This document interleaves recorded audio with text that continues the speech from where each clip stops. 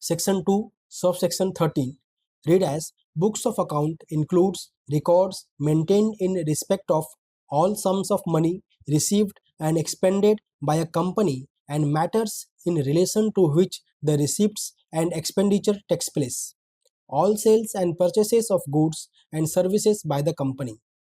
Third, the assets and liabilities of the company. And fourth, the items of cost as may be prescribed under section 148 in the case of a company which belongs to any class of companies specified under that section. Explanation: books of account are the official financial record of a company.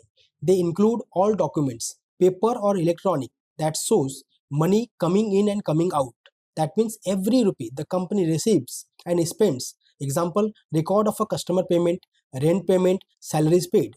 Sales and purchases, all goods and service of the companies buy or sells. Example, sale of finished products, purchases of raw materials, purchases of software.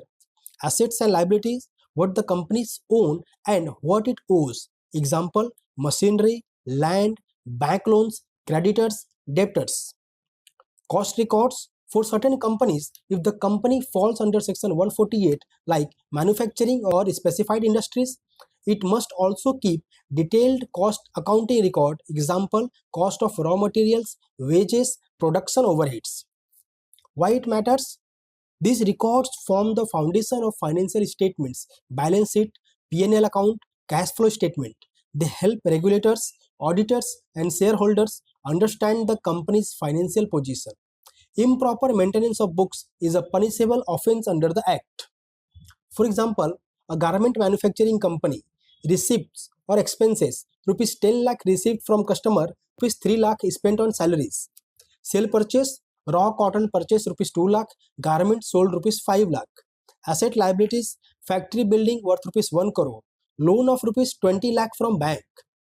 Cost and cost records, if applicable, cost of cotton, labor cost per shirt, electricity used in production. All these together makes up the company's book of account.